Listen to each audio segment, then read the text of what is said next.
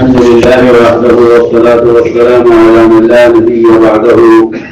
اللهم صل على سيدنا مولانا محمد وعلى آل سيدنا مولانا محمد كما صليت على إبراهيم وعلى آل إبراهيم إنك حميد مجيد.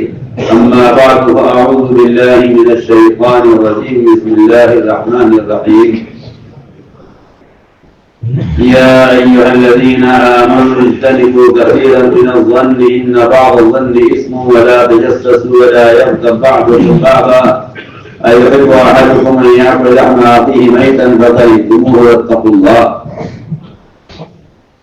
وقال عليه الصلاة والسلام إياك والظن فإن الظن أكذب الحديث ولا تحسسوا ولا تجسسوا ولا تباغضوا ولا تدابروا وكونوا عباد الله إخوانا أو كما قال عليه الصلاة والسلام. میرے انتہائی محترم بزرگوں دوستوں، تمام مادی اور غیبی طاقتوں کے مقابلے میں سب سے بڑی طاقت مومن کا گمان. تمام غیبی طاقتیں جس میں ملائکہ بھی ہیں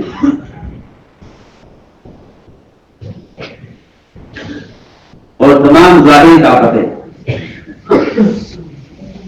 ہوا کی طاقت، پانی کی طاقت، لوہے کی طاقت، آگ کی طاقت، اس کے علاوہ قیامت تک جتنی مادی طاقتیں بنائی جا سکے، ان سب سے زیادہ طاقتور اور ان سے زیادہ مؤثر صرف مومن کا گمان ہے. کیا وجہ ہے؟ وجہ اس کی یہ ہے کہ اللہ رب العزت کسی بھی شکل میں اللہ تعالیٰ مومن کے ساتھ ایسے نہیں ہیں جیسے اللہ تعالیٰ مومن کے ساتھ مومن کے گمان پر ہے. مومن کے انا عند ظن عبدی بھی میں بذات خود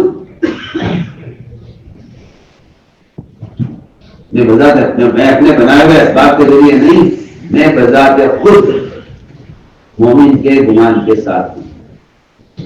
یہ بذات جو گمان،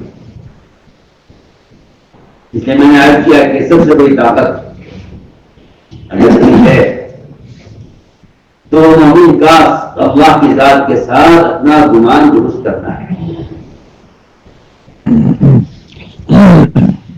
اور سب سے بڑا شر اگر دنیا میں آ سکتا ہے امت کی اجتماعیت کو توڑنے کے لیے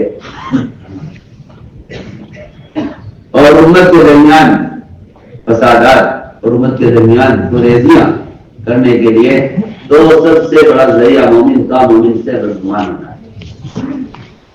اور سب سے بڑی مدد اور خیر آنے کا اگر کوئی راستہ ہے تو وہ مومن کا اللہ کی ذات کے ساتھ اور اللہ کے بندوں کے ساتھ گمان کا اچھا ہوتا ہے.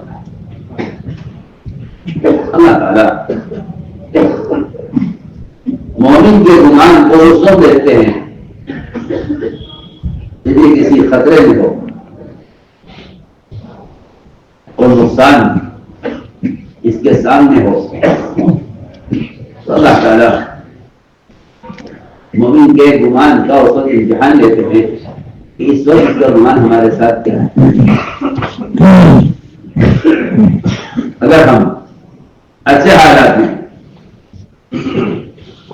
اور اسباب کے درمیان اللہ کے ساتھ گمان ٹھیک کر لیں تو میں آپ سے پسند کر دیتا ہوں کہ اس میں گمان کا، اللہ کے ساتھ گمان کا کوئی کمال نہیں ہے. اللہ کے ساتھ گمان درست کرنے کا جو کمال ہے وہ انتہائی خطرے میں. اور یہ لازمی بات ہے کہ جب آپ کے پاس جان کے حفاظت کا کوئی انتظام نہ ہو، اللہ تعالیٰ ایسے وقت میں مومن گمان کو چھوڑ کے دیکھتے ہیں کہ اس وقت اس کا میں دگاڑے نہیں کا ہم فرض کریں گے. یہ کوئی مادی شکل آدمی کے سامنے نہ ہو. اللہ تعالیٰ تو دیکھنا چاہتے ہیں اس وقت میرے بندے کا میرے ساتھ گمان کے ساتھ.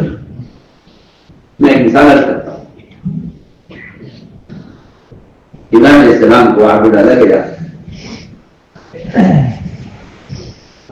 ابراہیم علیہ السلام آگ میں ڈالا گیا. جب وہ آگ اور توپ کے درمیان فضا میں تھے اس وقت جبرائیل نے اپنی مدد پیش کی. آپ چاہیں میرے ساتھ سمندر کا فرشتہ بھی ہے, میرے ساتھ پہاڑوں کا فرشتہ بھی ہے, آپ فرمائیں انہیں ابھی آگ کو یہاں غائب کر دیں, اس آگ پر ایسا برسائیں اس آگ کا وجود ختم ہو جائے.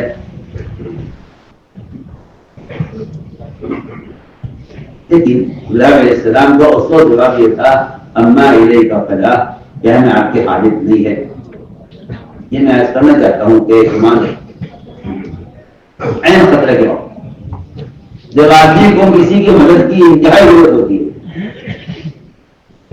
کہنا آپ کی حاجت نہیں. ابراہیم علیہ السلام کا یہ مسلمان کا امتحان تھا جو آگ میں ڈالے جانے کے وقت ابراہیم علیہ السلام نے اللہ کے ساتھ گمان کیا کہ اللہ تعالیٰ ہمیں بچائیں گے, اللہ تعالیٰ ہمیں ضائع نہیں کریں گے.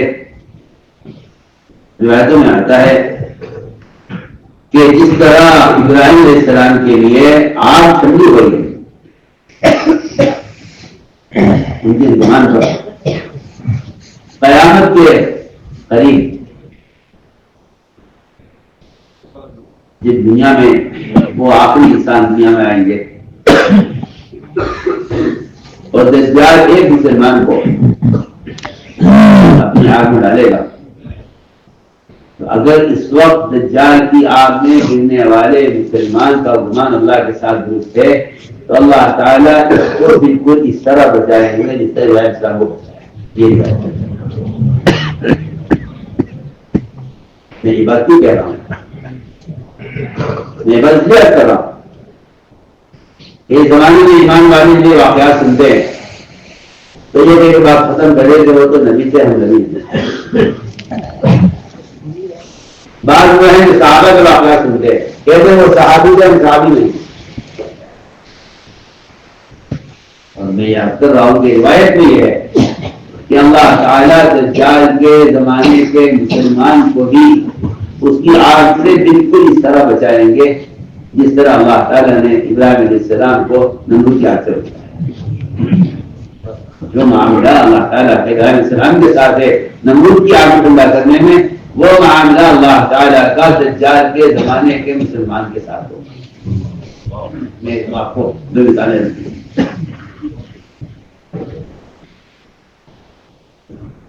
اللہ تعالیٰ ایسے موقع پر مومن کے گمان کرتے ہیں کہ ان حالات میں ان خطرات میں اس کا میرے ساتھ کیا ہوگا. اگر گمان درست ہے تو اگر نبی اور صحابی اور امتی کے ساتھ اللہ تعالیٰ کی مدد کی مقدار برابر ہے. ایسا نہیں ہے کہ نبی کی مدد زیادہ ہوگی امتی کم ہوگی. میں عرض کرتا ہوں کہ اگر ابراہیم علیہ السلام کے لیے آگ ٹھنڈی ہوئی ہے تو آپ اس سے اندازہ کر لیجئے کہ ابو دردہ کے گھر میں لگی ہوئی آگ بھی اسی طرح ان کے وہاں پر ٹھنڈی ہوئی. کتنے آدمی آپ سے کہا کہ آپ کے گھر میں آگ جل رہا ہے, میرا گمان اللہ کے ساتھ گھر میں آپ کی خبر کا یقین, اگر میں آپ کی بات کو یقین کروں, آپ کی نظر کا یقین کروں تو مجھے خبر کا انکار کرنا ہوگا. اگر میں آپ کی نظر کا یقین کر لوں تو میرے پاس خبر ہے, یہ دعا پڑھ لے گا اس پر کوئی مصیبت نہیں آئے گی. میں نے وہ دعا پڑھی ہوئی ہے, اس لیے میں اللہ کے ساتھ میرا گمان یہ میں کہتا ہوں کہ ان کے گھر کی آگ کے ٹھنڈا ہونے کا اور گھر کو نہ جلانے کا جو بنیادی سبب ہے وہ اللہ کے ساتھ گمان کرے. فرمایا کہ میں اپنے بندے کے گمان کے ساتھ ہوں. مجھے گمان کو سمجھانا ہے کہ گمان کیا ہے.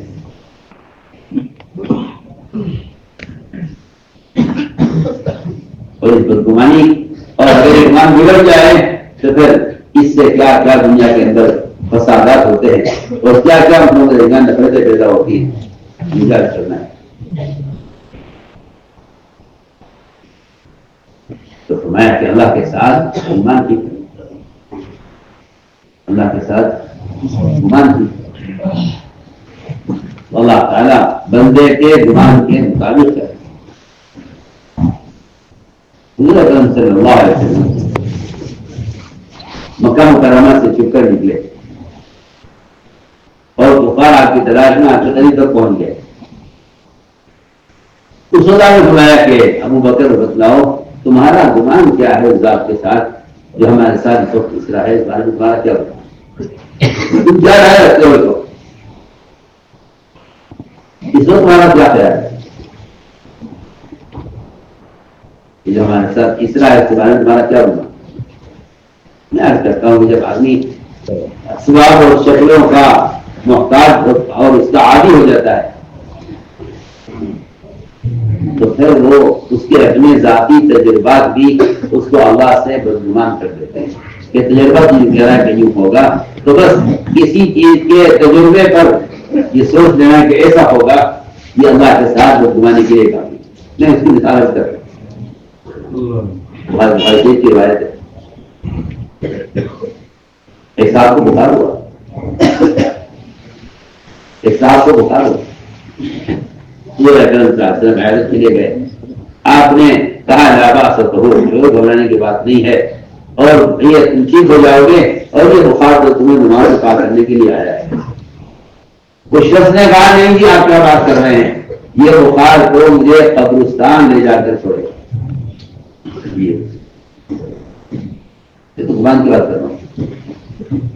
تجربہ یہ ہے اس بخار کا کہ یہ بخار اس کو قبرستان میں پہنچائے گا، یہ اس کا اپنا گمان تھا۔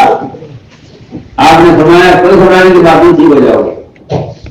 اس نے کہا نہیں جی آپ کیا بات کر رہے ہیں، یہ تو وہ والا بخار ہے جو آدمی اس قبرستان کو تک پہنچائے گا۔ تو آپ نے فرمایا جواب میں فنعم اذن، پھر تو تمہارے لیے موت ہی درست ہے، تو تمہارے لیے مرنا ہی ٹھیک ہے، اس لیے کہ تمہارا گمان اس بخار سے مرنے کا ہے، تو تمہارے لیے موت ہی ٹھیک ہے۔ فنعم اذن، یہ آپ کا جواب ہے۔ ہم نے ایسی بات نہ کہو، ٹھیک ہے اگر تم نے اللہ کے ساتھ اس بخار سے موت کو گمان کر لیا ہے تو تمہارے لیے بہت مناسب۔ میں کرنا چاہتا ہوں کہ انسان کے اپنے تجربات یہ اللہ تعالیٰ سے اس کو بدگمان کرتے ہیں، اس کو اللہ سے بدگمان کر دیتے ہیں۔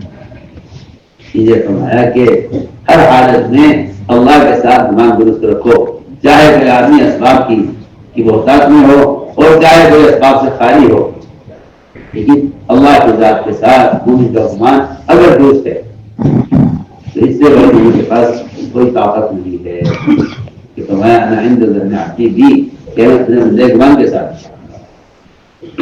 بدگمانی کہاں سے پیدا ہوتی ہے؟ بدگمانی پیدا ہوتی ہے شیاطین کے وساوس سے۔ بدگمانی پیدا ہوتی ہے شیاطین کے وساوس سے۔ یہ شیاطین دلوں کے اندر وسوسے پیدا کرتے ہیں، اس سے بدگمانی۔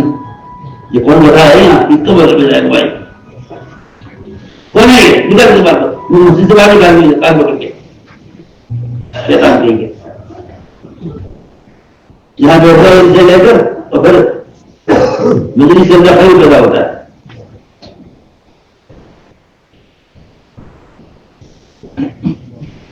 تو شیطان دلوں میں بدگمانی پیدا کرتا ہے، اللہ کے بارے میں بھی اور اللہ کے بندوں کے بارے میں۔ اس بدگمانی پر آدمی بڑے بڑے قلعے تعمیر کر لیتا ہے، بڑے بڑے فیصلے کر لیتا ہے۔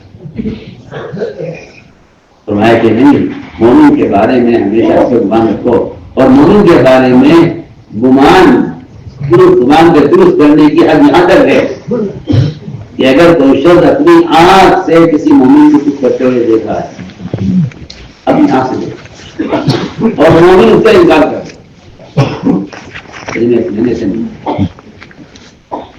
تو مومن کے ساتھ گمان درست کرنے کا تقاضا یہ ہے کہ آپ یہ کہیں کہ میری آنکھ نے غلط ہے،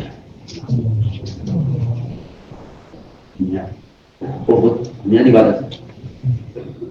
ایک آدمی چوری کی، عمر رضی اللہ عنہ کو چوری کرتے ہوئے دیکھا اپنی آنکھوں سے، اپنی آنکھوں سے حضرت نے فرمایا اس سے کہ تم چوری کر رہے ہو؟ اس نے کہا قسم ذات عالی کی اس کے سوا کوئی عبادت کے لائق نہیں ہے، میں نے چوری نہیں. حالانکہ حضرت عمر رضی اللہ عنہ کو چوری کرتے ہوئے آنکھوں سے دیکھا. جب فرمایا تم نے چوری کی ہے، اس نے کہا قسم ذات عالی کی اس کے قبضے میں میری جان ہے، جس کے وقت معبود نہیں ہے، میں نے چوری نہیں کی. عمر رضی اللہ تعالی عنہ نے اس کی اس بات کے کہنے پر یہ فرمایا کہ میں اپنی آنکھ کو جھٹلاتا ہوں، میری آنکھ نے غلط دیکھا،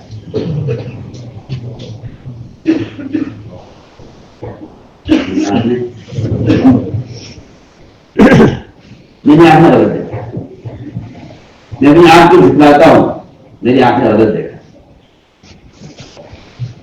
کہ مومن میں یہ کہہ رہا ہے کہ میں نے چوری نہیں کی، تو مومن کی بات کا یقین کرنا بس یہی مومن کے ساتھ گناہ کی طرح.